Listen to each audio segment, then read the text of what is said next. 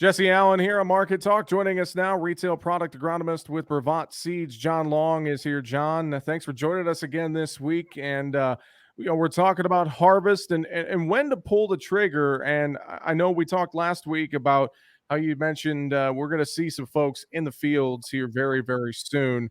And why don't you start, John, and just talk to us about what are some things farmers need to consider to determine that timing for corn harvest? So the growers probably need to balance, the cost of drying grain down. But on the other side of that equation, the harvest loss, if the grain gets too dry. And if you go back to last fall, where we had a rapidly drying fall, I know of some growers that were harvesting 11 and 12% corn at the end of the harvest season. So when you get into corn that's that dry, you shut it off, you shell it off at the head, and you have ear droppage, stalk breakage, all those possible harvest loss things. So probably to find that balance somewhere, in that lower 20s, upper teens is a great place to be looking at. So if you want to go out and track your fields now, if you break ears open and hand shell them, probably going to be a tad wetter than that, but that would be my recommendation is try to get into that sweet spot of maybe the upper teens, lower 20s, especially to start your harvest. Should farmers on corn, real briefly as well, should they be looking at possibly taking out some of those fields first if they've had any tip back or any other damage throughout the growing season?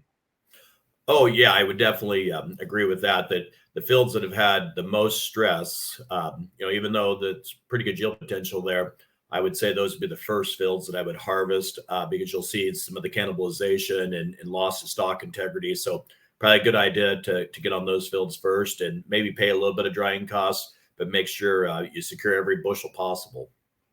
John, what about soybeans? Let's talk that harvest and what do farmers need to consider to determine what fields to harvest first for soybeans? Sure. And as I travel around, especially my geography with the later rains we've had this season, a lot of soybeans have lodged pretty good. So we have a lot of soybeans laying down at this point in time.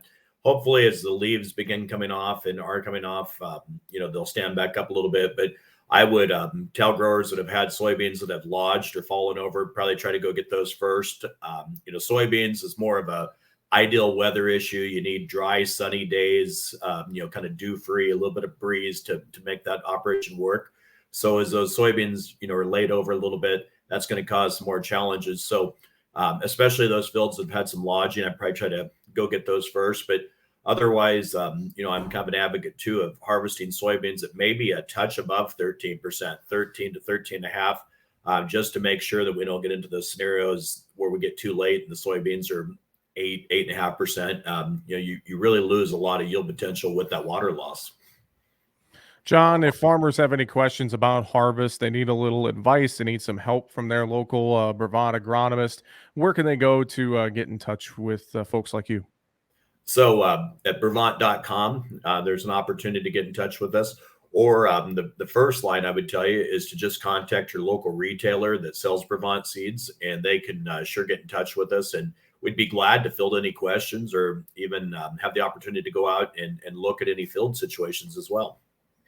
John, any other final thoughts you have for us here? I know we're getting really close to rolling those combines in many areas of the country. Any other final thoughts you have for us when it comes to harvest this year? Well, I would just remind everyone that you can only do so much in a day, and you're going to eventually get your crop done.